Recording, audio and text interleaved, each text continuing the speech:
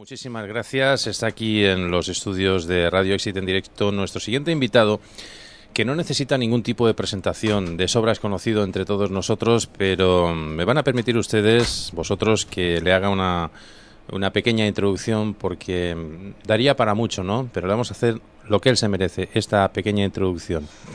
Nuestro siguiente invitado es Antonio Isasi Isasmendi, de todos conocido, es director de cine, guionista y productor español. Comenzó su trabajo en cine como doblador de niños en los estudios Voz de España en Barcelona. Allí pasó a trabajar en las salas de montaje, convirtiéndose en poco tiempo en uno de los más destacados montadores ya de la época. Creó su propia productora y después dirigió y produjo varias películas de ámbito nacional y también de difusión internacional, como por ejemplo, entre otras, La máscara de Escaramuch, coproducción franco-española, The Daycom Road Las Vegas, USA, etcétera, etcétera, etcétera. En 1998 dirige El aire de un crimen, basada en la novela homónima del escritor Juan Bonet y candidata al Goya al mejor guión adaptado en la tercera edición de los premios Goya. Es miembro de varios jurados internacionales y preside en Berlín, San Sebastián y Málaga dichos festivales. Entre los premios recibidos, pues destacan el mérito a su trabajo. Figuran, por ejemplo, 5 como mejor director del año, 3 como mejor película, 4 el Círculo de Escritores Cinematográficos, 5 San Jordi de la Crítica de Barcelona y 3 Ciudad de Barcelona también. La Academia de las Artes y las Ciencias Cinematográficas de España le concedió en su 14ª edición el Goya de Honor por su destacada aportación al cine. Es poseedor de la encomienda de Isabel la Católica y está distinguido asimismo como oficial de la Orden del Mérito Civil. Se le ha otorgado también la Medalla de Oro al Mérito en las Bellas Artes, otorgada por Su Majestad el Rey, correspondiente al año 2007, entre otros muchísimos premios. Diríamos muchísimas más cosas, pero es un hombre sencillo, encantador, y le tenemos aquí con nosotros en los estudios de Radio Exit. Don Antonio Isasi Isasmendi, buenos días y bienvenido. Hola, buenos días. Acércale el micrófono a Rafa. Estar con vosotros. Hay que decir... Antonio, buenos días. Hola, buenos días. ¿Cómo estás? Muy bien, muy bien. Estupendo. Muy bien, tirando. Gracias por haber venido y bueno, muchísimos premios en saber, muchísimos reconocimientos, pero en estos momentos es usted noticia porque la Academia de las Artes y las Ciencias de Cine de Madrid pues le está haciendo un reconocimiento repasando pues toda su obra con el primer ciclo que en estos momentos se está proyectando en Madrid. Una carrera con la que usted ha tenido a los mejores actores nacionales de todo el mundo. Y que, bueno, pues ha sido un orgullo dirigirles, me imagino, ¿no? Porque bueno, su trayectoria lo define, ¿no? Era una época muy difícil y yo siempre he dicho que he sido una persona gran afortunada.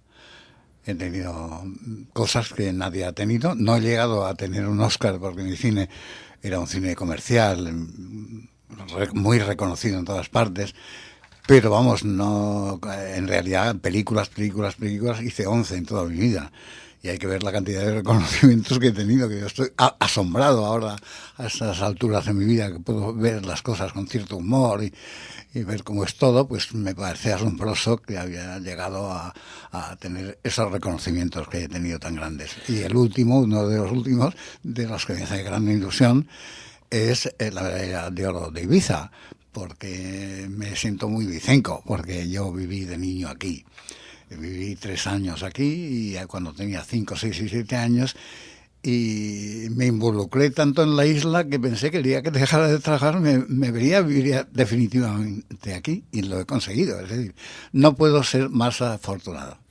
Dentro de toda su trayectoria, me imagino que en su Ibiza querida, ¿no? En esa tierra, Las Salinas, donde usted reside desde hace muchísimos años, pues ha tenido mucha inspiración, ¿no? de lo que han sido sus trabajos y sus proyectos, ¿no? Aunque usted decidió un día decir, bueno, yo quiero, cuando acabe todo este tinglado del cine, de los rodajes, todo esto, irme tranquilamente a mi Ibiza y disfrutar, ¿no? Sí, realmente, porque esto es la suma de un trabajo enorme, tremendo, porque en realidad hice como 11 películas en toda mi vida, ¿no? Y me dio oportunidad de recorrer el mundo, rodar en América, rodar en Alemania, en Francia, en Italia, con tan pocos títulos. Pero siempre pensé que un día tendría que dejarlo y concebí la última película, como había trabajado tanto con actores extranjeros importantes de aquel momento, quizás los más importantes, Karl Malden, que había trabajado con, fue presidente de la Academia Americana, Jack Palance, Elke Sommer, una cantidad de gente tremenda que era muy difícil conseguir que trabajaran aquí. Yo los traje aquí, por ejemplo. Hay un actor importantísimo que es el protagonista de Las Vegas, que no había salido nunca de Hollywood para rodar, ¿no? Y y el final, cuando ya empezaba a ver el horizonte tranquilo y maravilloso de la isla, dije, me tengo que despedir del cine, voy a hacer una película absolutamente española, todo español, todo el mundo español, y ahí me corto la coleta. Hice El aire de un crimen de Juan Benet, que maravilloso, que era Premio Nacional de Literatura, una novela preciosa. Hice una película como pensaba, como he dicho que he sido afortunado, lo conseguí. Todos españoles, Maribel Verdú, todo el mundo, Fernando Rey, Paco Raval, con Paco Raval tuve una relación muy bonita a lo largo de toda mi vida, porque cuando yo era montador, que no era nada, andaba por los montajes así, empalmando película, él estaba en lo alto de los estudios poniendo proyectores en Sevilla Films en Madrid, y durante toda la vida fuimos grandes amigos. Y un día le dije, Paco, ya me retiro del cine, me tienes que hacer un papel en la película. Y me hizo un papel precioso en El aire de un crimen. Después la vida nos dieron, el día que me dieron el Goya del Nord, me lo dieron detrás de él, y nos encontramos por el pasillo, y el pobre estaba muy malo, iba en un cochecito de ruedas, y nos encontramos, iba a la sala de prensa, y nos cruzamos, y me dijo, Antonio, ¿has visto cómo es la vida? Unos van andando, tú y yo voy en coche, iba con un cochecito de ruedas. Y como es la vida, pues se va marchando todo el mundo, se va de Paco, y un día me encontraré con él pronto.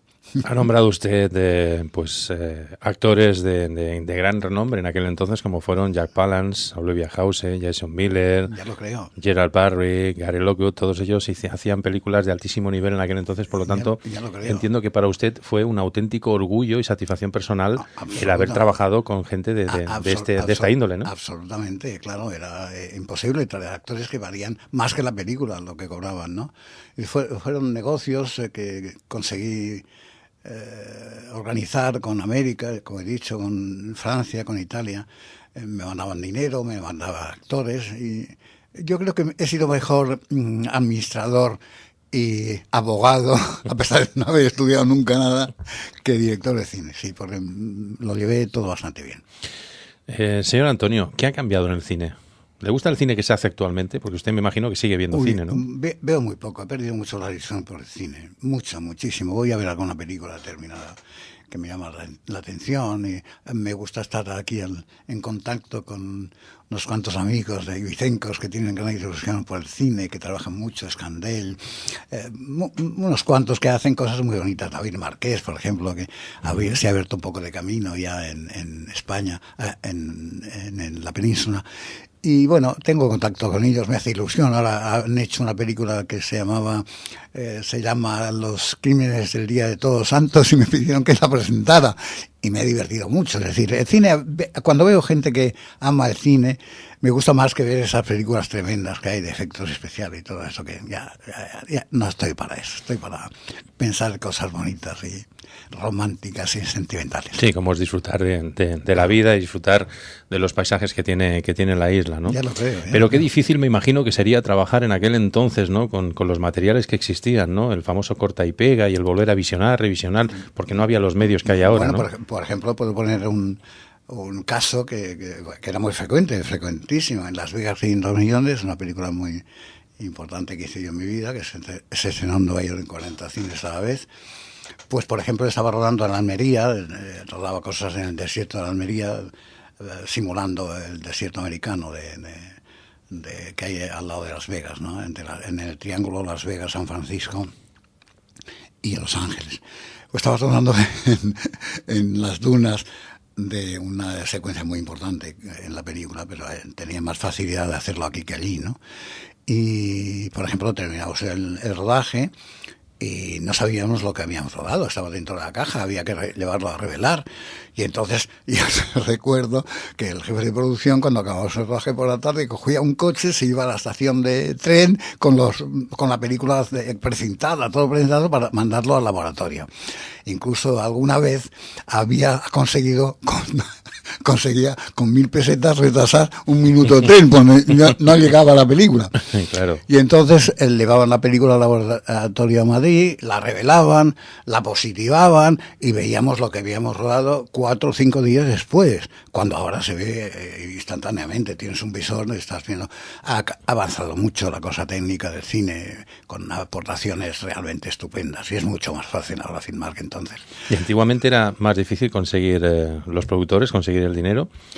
Bueno, era muy difícil. Bueno, depende. A mí no me costó, porque todo es un problema, esos problemas de la vida. Una cosa te trae otra mejor. Claro. Si sabes administrar la próxima, aún es más importante. Y yo con 11 películas nada más, conseguí cosas que eran importantísimas. Por ejemplo, yo fui un poco el descubridor de un gran actor alemán que era Klaus Kinski, que no había trabajado nunca de cine. Me mandaron unas fotos y dije, Y entonces estaba en Estambul rodando la película Estambul 75, que fue un éxito muy grande también. Y como no sabía qué actores me iban a mandar, cogí un turco pequeñito que andaba por un puente, lo vestí no sabía, lo vestí con un sombrero y empecé a rodar haciendo al revés de lo que se hace, con un doble, esperando a ver quién iba a ser el actor. Y entonces me mandaron fotografías y dije pues resultó que cuando rodé la parte de él era Klaus Kinski.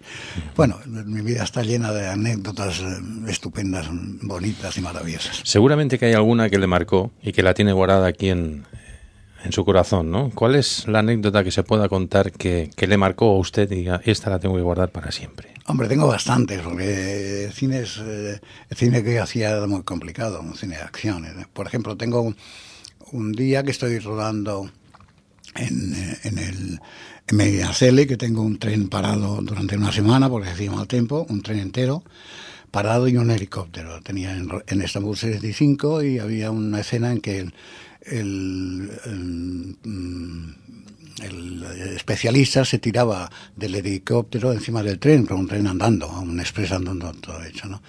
Y tuvimos la desgracia que cuando se tiró encima se cayó y bueno, estuvo a punto de morirse, ¿no? Entonces un chico que yo conocía muchísimo, y lo pasé muy mal porque tuvimos que llamar una ambulancia que lo llevara a Madrid.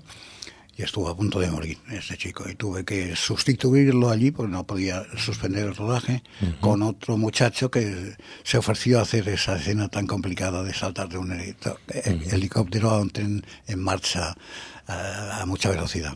Cosas de esas, más. Cosas y los riesgos que conlleva una profesión como es esta, que es tan difícil como es el cine, ¿no? Fíjate, Maribel, pues fíjate, Francisco Rabal, Maribel Verdú, Germán Cobos, la mismísima Marisa Paredes y otro gran elenco de actores de primerísimo nivel español que han estado bajo las órdenes de Antonio Isasis, ¿no? Eso es un auténtico privilegio. No todo el mundo tiene acceso a esto, ¿no? Por lo tanto, qué placer poder contar con las historias y la realidad, sus películas que están ahí, ¿no? Es que Antonio Isasi, como él decía, es un privilegiado en muchos sentidos. Muchísimos. En muchos sentidos. Sí. Miro alrededor mío y pienso, ¿me lo merezco esto? ¿Siente usted que le ha quedado algo por hacer en el mundo del cine? Hombre, siempre hago. ¿Qué le hubiese gustado hacer? Hombre, me hubiera gustado poder seguir trabajando y trabajando en otras condiciones, porque en España siempre trabajamos en precario, ¿no? En todo. En aquella época mucho más, porque fíjese, para rodar teníamos que tener película virgen, y yo recuerdo que una vez me convertí en contrabandista. Tuve que ir a París, comprar película virgen, porque no me daban para filmar, tenía los contratos para empezar una película, no podía empezarla porque no tenía película virgen. Volé a París, a la coda, compré 30.000 metros de película y me los llevé a Andorra. Y entonces pasábamos con un coche, estaba rodando una película que ganó un premio muy importante con aquella película, Tierra de Todos, que la quiero mucho, una película de la guerra española. y tenía la película a los 30.000 metros en Andorra. Y en un 600 pasábamos por Seurugel, por la aduana, con 2 rollos cada día metidos en la parte trasera del respaldo del 600. Qué difícil, ¿no?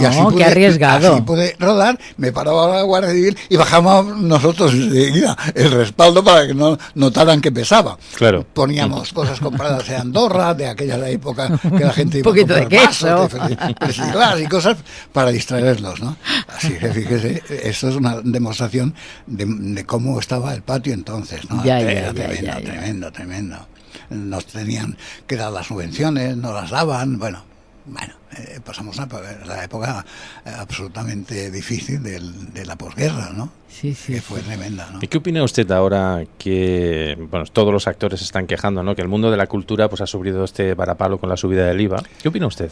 Hombre, a mí me parece espantoso, es decir, a mí me parece que a la cultura, que es algo absolutamente necesario para la gente, que se le ponga un impuesto, que se ponga un impuesto para ir a una discoteca, me parece muy bien, pero para que aprenda, o para que lea un libro, o para que haga una función, me parece espantoso, es decir, no puedo entender cómo han llegado a ese extremo, ¿no? Yo creo que no tendrán más remedio que quitarlo. Y aparte de esto, pues claro, ha habido un avance tecnológico tremendo que también ha revolucionado un poco todo, ¿no? Yo construí, la última película que hice fue la más bonita, la más dura y la más sólida, que fueron los estudios de Esplugas, de rodaje, que los hice yo, son míos. Y ahora pues no trabajamos, es decir, que el problema de todo lo que es el teatro se salvará, porque el teatro toda la vida hará falta ver obras esas maravillosas pero el cine tiene un momento de una revolución muy grande que no sabemos a dónde va a ir a parar.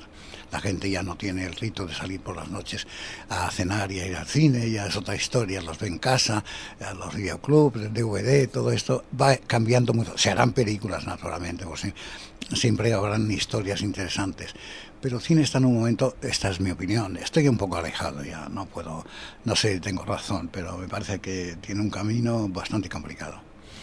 La verdad es que sí, que ahora mismo el cine quizás está enfocado a otro tipo de nivel, quizás ya en las salas de cine se esperan las grandísimas producciones, a ver si el efecto especial del anterior, como usted bien ha dicho anteriormente, se ha superado o no, y claro, pues el cine de verdad, por cada 10 que se hacen de este tipo hay una buena, ¿no? Claro. Y eso el público, que es el más sabio de todos, pues lo ha valorado, ¿verdad? Sí, yo recuerdo una de las últimas películas que he visto, que ya hace tiempo que está hecha, que me gustó muchísimo porque era el cine que me gustaba a mí, que era de Polanski, el escritor, una película preciosa, ¿no?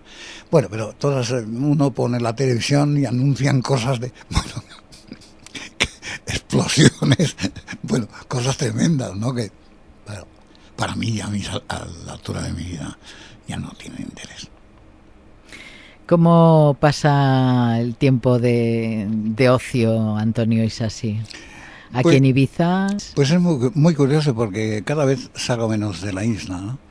Y ahora me he convertido en un personaje muy especial, pues son 2 años, ¿no? Ya voy a cumplir 87 años, ya tengo la vida muy gastada y me llaman la atención cosas que antes no tenía tiempo de fijarme. Me ha gustado siempre mucho el mar, he navegado, tengo un barco, me gusta la tranquilidad, me gusta pasear con mi perro, me gusta ver los árboles, tengo una casa que me gusta mucho a mí, con muchos pinos, y me gusta mucho, diría una palabra muy simple, vivir. Qué bonito, palabra, ¿no? Más bonita, ¿verdad? Qué bonito. Qué bonito. Además lo ha dicho con una proyección tan hermosa, ¿verdad? Sí. Que nos ha transmitido mucha energía. Tenemos que terminar, señor Antonio, don Antonio. Encantado. Tenemos que terminar. Don Antonio, ¿cómo me suena? Sí, suena más a maestro de escuela que a director de cine. Seguir. No, con todos los respetos del mundo, usted se lo merece eso y más. Bueno.